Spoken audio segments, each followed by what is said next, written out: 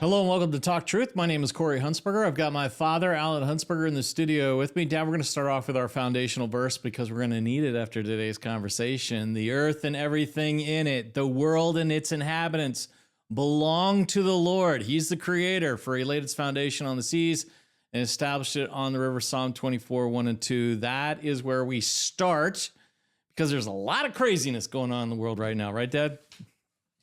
Yeah, and you and I have to keep our mind, and everybody else who believes in God, that God has a plan, and He's written it out before the foundation of the earth. Even your life and my life has been planned out. I mean, it's all in the plan.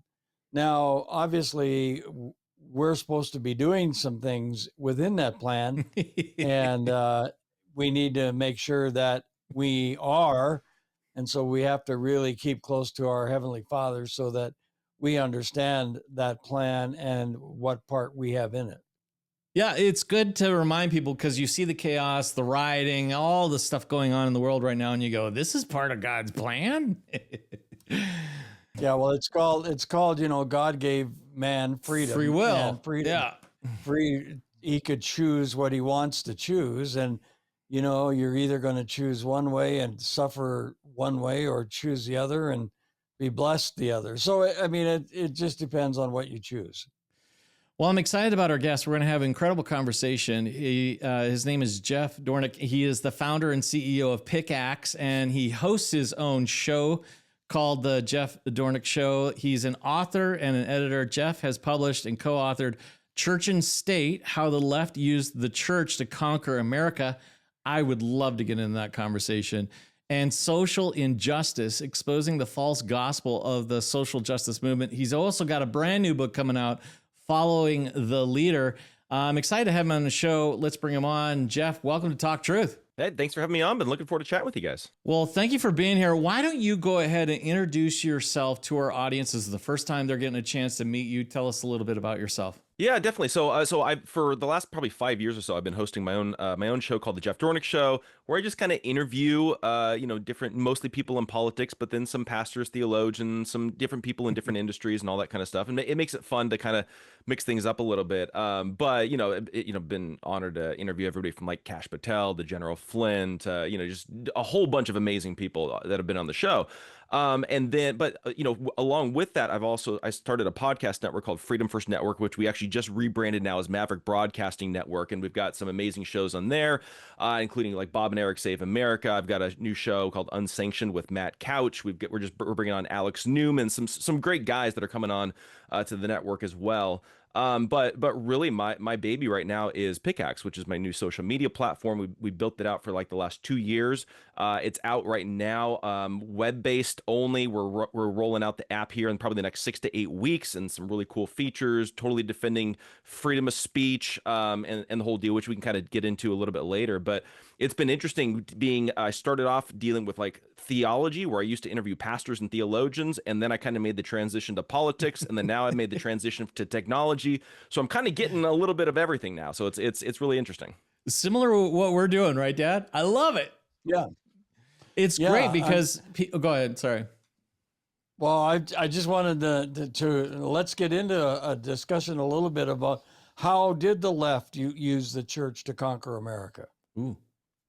Yeah, well, it's something that, so that book that I put together, again, it's called Church and State, and what I did is I brought together a bunch of different, pastors and theologians and different kind of experts in their field to each write a chapter on the tactical way and the strategy that was used in order to infiltrate the church, to co-opt it, to actually push a more leftist Marxist agenda. So we had everybody from Greg Locke to Dr. Michael Brown, Denise McAllister, a bunch of amazing contributors. But what was really interesting is diving into that. To me, one of the most important chapters in that book was by my good friend, Dr. Bobby Lopez, who used to be a seminary professor at I think it was Southwestern Baptist Theological Seminary.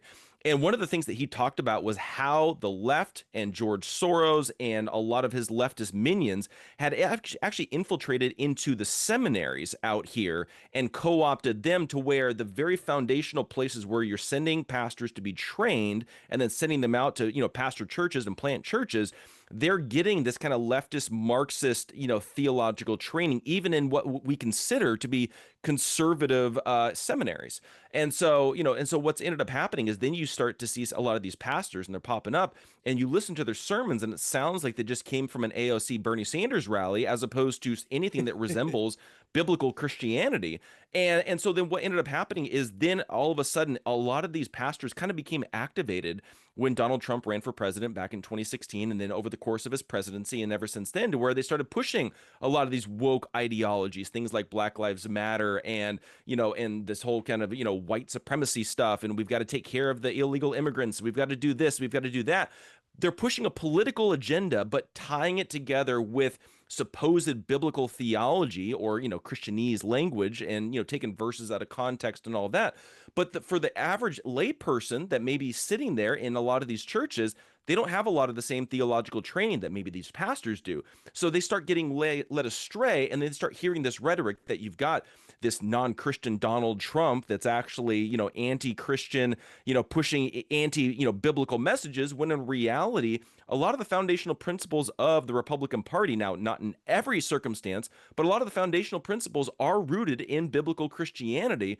But if you were to listen to a lot of these pastors today, you would have no idea that that's what's happening. And so we've seen this political movement infiltrate into the theological realm in order to co-opt the evangelical church, in order to push these, Bernie Sanders type ideologies, and kind of make it to where the evangelical church is no longer a conservative voting bloc. Now it's kind of 50-50 to a certain degree. Are you going to go conservative, or are you going to go more woke? And you don't really know until you actually walk into one of those churches. So did these seminaries get bought out? Some of them, but also some of them, they would get into some of these seminaries, some of these professors and all of that, and they would kind of play along, and that was the really interesting thing, where we saw guys like Al Mohler and some of these, Russell Moore, and some of these other guys within the Southern Baptist Convention, where historically they would talk conservative talking points, but then all of a sudden Trump comes along, and a lot of their talking points begin to flip and begin to morph and change. And so then the question is, did they get co-opted at some point, or were they secretly lefty the entire time? And I don't know if any of us can actually know the true answer to that, but we also began to see a lot of funding and a lot of money, to where they weren't necessarily being bought from a practical standpoint, but from a realistic standpoint. When you have donors that are giving you money, whether you're talking about the Gospel Coalition, the Southern Baptist Convention, the seminaries, the money begins to dictate the direction of the talking points that come out of these organizations. And I know that if you look at the chapter that Bobby Lopez wrote, he actually follows a lot of the money behind a lot of these organizations, and this money are a lot of political heads, whether it's George Soros, even Peter Thiel, who's definitely not a Christian, but influencing a lot of these conservative Christian seminaries and organizations in order to push their narratives, what fits their talking points. And it's really concerning when you see these non-Christian, like blatantly non-Christians, but they're multi-billionaires, now have influence over what's being taught within the evangelical church. Yeah. Wow. We're seeing it. That boggles my mind, because, I guess I look at it and say there's no amount of money that would ever change my mind on what I believe the Word of God says. And to think that we can get ourselves into a financial bind as, educational institutions for the Word of God, that money, we're willing to make some compromises in order to get that money, is, I know it's true. It's happened to Christian schools, where I'm from, here in Canada. And, it has happened, but it's really sad that we compromise the truth for money. That is unbelievable. Well, I think the thing we also have to understand too on that is that a lot of times these guys become co-opted and they compromise but a lot of times it starts off with a small compromise, right? And so it'll be, like, well, this donor wants us to focus on this issue instead of this one, so maybe we'll be silent on this issue and focus more on this over here, so that we can kind of keep the donors coming in.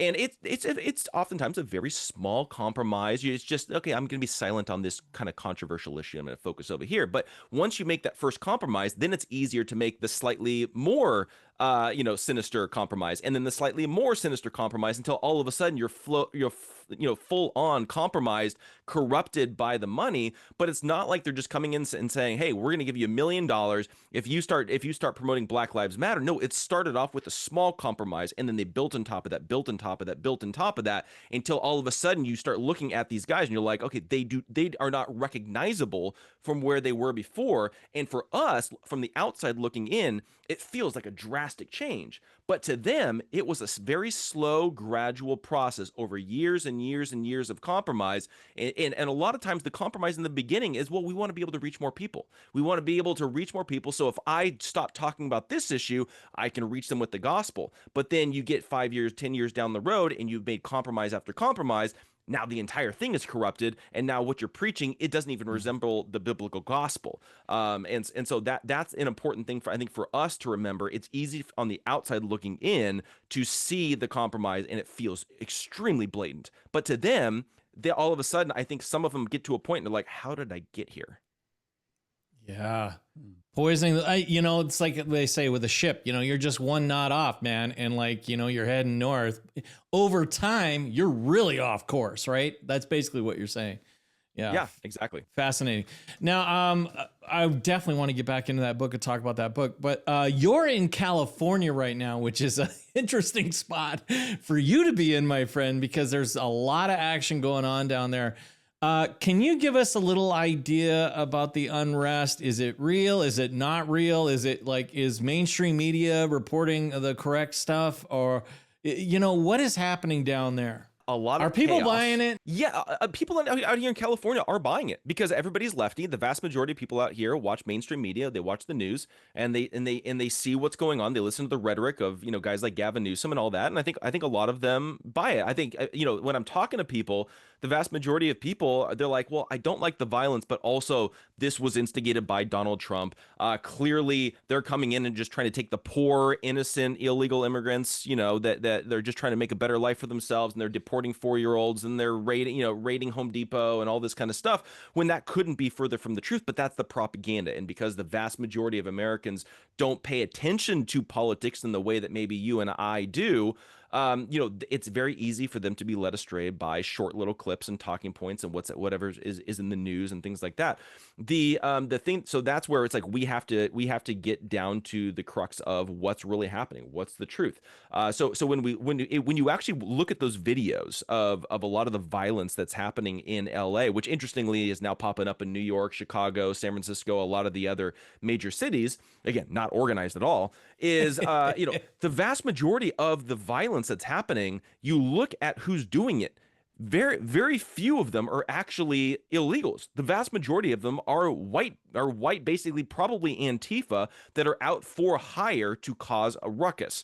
And I just had Naomi Wolf on my show, I think 2 days ago. And one of the things that she was talking about is that her and her husband had actually tracked down that there's an actual nonprofit organization that basically gives you protests/riots for hire. So you just reach out to them and you say, hey, look, we need a protest, under the table riot in this city, pushing this agenda with this narrative, this signage, whatever it is, and they will take care of everything for you. They'll have the people show up, they'll have the signs printed, they'll have, all the different things for organizational purposes ready to go, and you just say when and where, and they make it happen. And I think that's what's happening in places like LA and New York, is they're trying to make it feel like it's just an organic response to the tyranny and fascism of Donald Trump, when in reality, this is a specific strategy with organizations that do this professionally in order to push particular narratives. And I think that we also have to be very careful, because I think with Donald Trump beginning to bring in not just the National Guard to protect federal buildings, which is completely within his purview, but now beginning to bring in the Marines in active duty military in there, I think that it feels kind of like a trap that Gavin Newsom is setting for Donald Trump. I think Gavin Newsom is trying to use this in order to propel him forward to 2028 and to fight back against the fascist Republicans that are going to militarize the government and ram our ideology down their throats using the military. And they're going to use this in order to propel Gavin Newsom to become the Democrat nominee to run for president in 2028. And if we're not careful, we're going to kind of fall into their trap because they control the narrative. They control the mainstream media. And we can say, yeah, a lot of people are waking up to the fact that mainstream media is fake. That's true. But still, the vast majority of Americans are not actually awake. They're still paying attention to the mainstream media and the news. And so we have to be very careful that we don't allow ourselves to fall for the trap that I feel like is being set by the Democrats. Agreed. I see pattern recognition here. Like this is like every 4 years, like they pull out, they make the call, they pull out the same protesters, it's just different signs, different, is part of the problem, social media, because that's where a lot of people get our views and news. I'm guessing this is why you started pickaxing. You can tell us a little about that, because I had this conversation with my daughter the other day, and she was showing me all this stuff, and her viewpoint was totally different than mine. She was sending me all these clips from TikTok and stuff, and it was like, oh yeah, it's exactly what she's saying. But I'm like, I've never seen any of this. Let me show you my algorithm of clips, and it's totally opposite messaging. Is that part of the confusion that's happening here, that people, they're watching mainstream media, they're getting their information on social. Social uses algorithms, which then push certain things to that person that they want them to see or they think they're interested in seeing. Is that where a lot of the confusion and problem comes from? I think yes, and also to add an extra wrinkle to that, then you begin to have organizations that control things like bot farms and anonymous accounts and things like that in order to game the algorithms to push particular narratives. And I think a really good example of that is, maybe a month or two ago, I emceed an event for Brandon Straka. They had a walkaway movement event rally out here in Southern California, right in the heart of Beverly Hills and West Hollywood. And so we showed up and they were going to do a march through West Hollywood, right through the gay district of, basically trying to let people know, like, look, you can walk away from the insanity of the Democrats. And we're just here to say, like, look, here's another alternative. Just open up your mind, think about it, the whole deal. And what was really interesting is we show up and there's all these basically Antifa guys that are there in full-on mask, tactical gear, all that kind of stuff, with their signs and with their, counter protests. Probably a lot of the same guys that are out here causing ruckus out here in LA right now. And they show up and you can tell they're trying to taunt. They're trying to push particular narratives. Not one thing that they were saying, that they were shouting, was actually based in reality or in the truth. They were just trying to push a particular narrative, hoping that the news reporters that are there will pick up some of the things that they're saying and run with that narrative about this event. And we see that both in these in-person events and then also on social media, where we know that intelligence agencies like the CIA and the NSA and the FBI, foreign intelligence agencies, bad actors will use bot farms in order to game algorithms, push particular narratives, make it trend, make it viral, even though it's a completely made up story or a particular propaganda piece or things like that. And so, that's a really big problem when you even have Elon Musk that admits probably 80% of the accounts on these social media platforms are bots and robots and run by AI and all that kind of stuff. So when I built Pickaxe specifically, it was kind of a response to both the censorship, the funky algorithms, but then also trying to create a space that's free from a lot of these AI and bot farms and make it to where they can't game the system. And I think that some of these platforms like X, I think, are too far gone in the sense of there's so much code. I don't know if they can actually be fixed. But for us, we're building it from scratch the right way so that way we can actually have human-to-human interaction. It's not going to be able to be gamed by bot farms and all that kind of stuff, and to where we can actually have a true exchange of differing opinions. We can bring back nuanced debates and conversations that aren't just being hijacked by propaganda and taking advantage of warped algorithms, because guess what? We don't have algorithms that are dictating what you're going to see. You control your own news feed based upon the people that you follow, which is kind of like the old school way of doing social media when it was actually kind of cool to actually do it, as opposed to feeling like you're constantly being fed particular narratives based upon what the algorithms want you to see. It's like, no, you control it based upon the people that you follow, the people that you engage with, and all that kind of stuff. So, it's really interesting seeing how all these systems are hijacked by these bad actors, both in the media, with the algorithms on social media, and we've got to figure out how do we stop that from happening. How do you protect yourself from being shut down? Because I remember in COVID, right? Like, all these other freedom platforms were popping up, and whether they were on, Amazon servers, AWS or whatever, like, they were finding ways to shut these organizations down. So what you're saying doesn't happen. People don't get the truth. They don't get like caught up in the propaganda lie. You know what I mean? They left us with kind of no platform other than Rumble, you know what I mean? Or, and then until Elon kind of bought Twitter and kind of loosened the chains, I guess is the best way to say. How do you protect yourself from that kind of tyranny? Because you're putting a big X on your back because they've got the money and the power and they don't want you out there sharing the truth. Yeah, I mean, we always have contingency plans, and we use a particular technology, but we know, okay, if they shut us down, then I can flip a switch and I can just pop back up using our backup plan. So we always have a contingency plan to where if somebody tries to take us out or shut us down, then literally I can flip a switch and we're back up within 30 seconds. So that's something that we really set up from the get-go. But also one of the other things, and it's really interesting as we were diving into why places like Parler got shut down. A lot of it wasn't because of misinformation, and I actually went back and I looked at the court documents because Parler ended up suing AWS and Apple and Google and all that kind of stuff.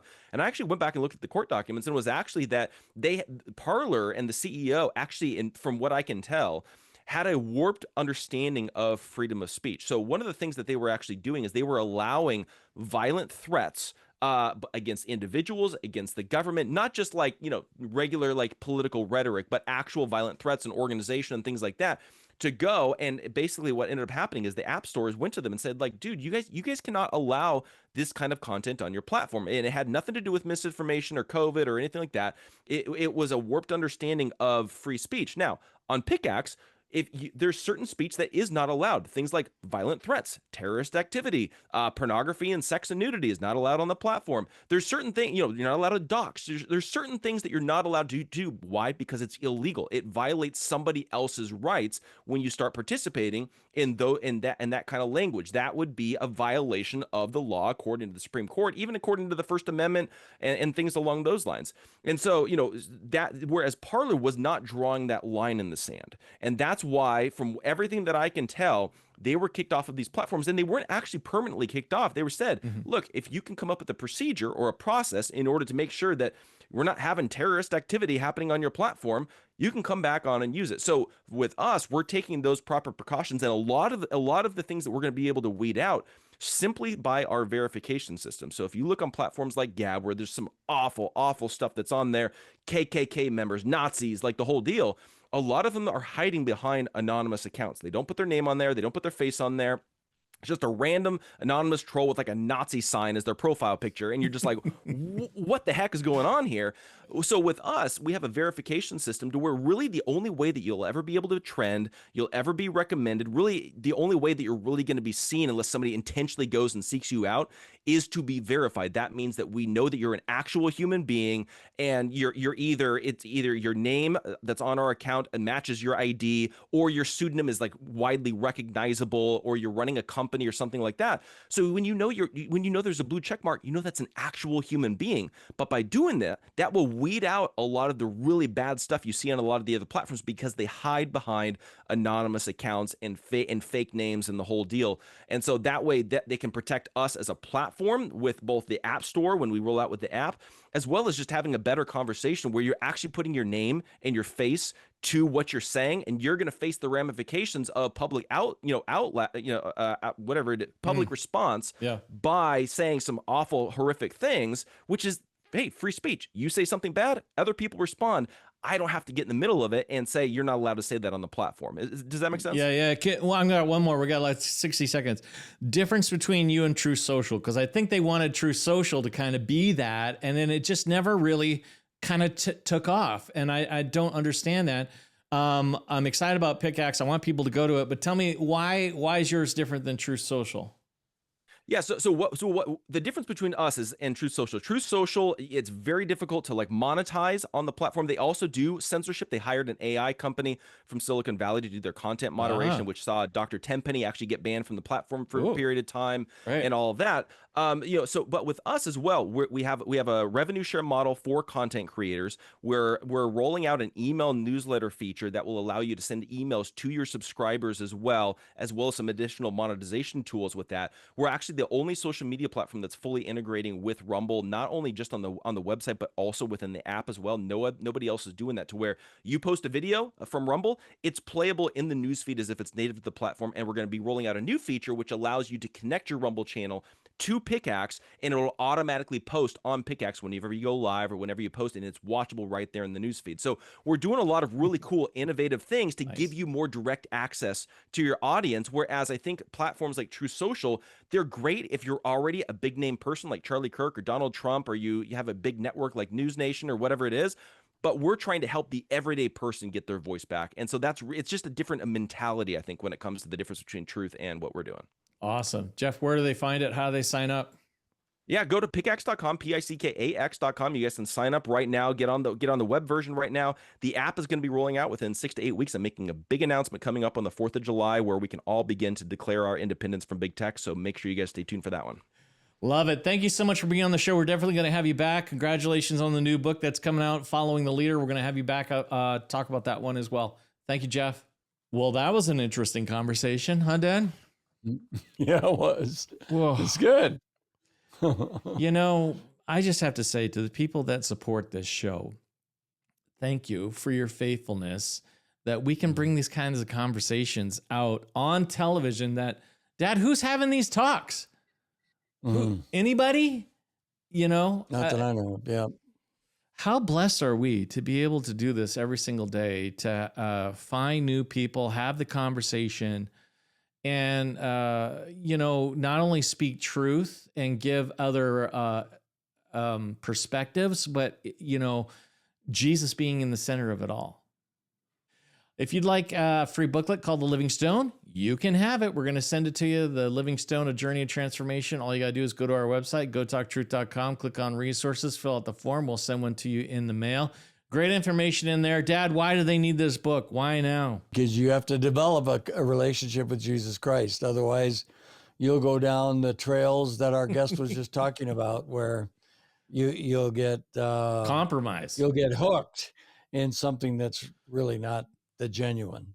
If you'd like to help support our mission and keep this kind of conversation and truth on the air, we are viewer supported. We don't take government funds or lobbyists or special interest groups. It's only because of your generosity. You can go to our website, gotalktruth.com, click on donate. You can give digitally that way. If you'd like to do it through the mail, you can. If you're in the U.S., you can make your check payable to Talk Truth Ministries and send it to 4904 South Power Road, Suite 103-152, Mesa, Arizona 85212. If you're in Canada, you can make your check payable to Heritage Christian Ministries Association and send it to 246 Stewart Green Southwest, Suite 3260, Calgary, Alberta T3H 3C8. And if you'd like prayer, you can call our toll-free numbers anytime and receive prayer. All right, Dad, we're out of time. We'll see you guys later. Love you.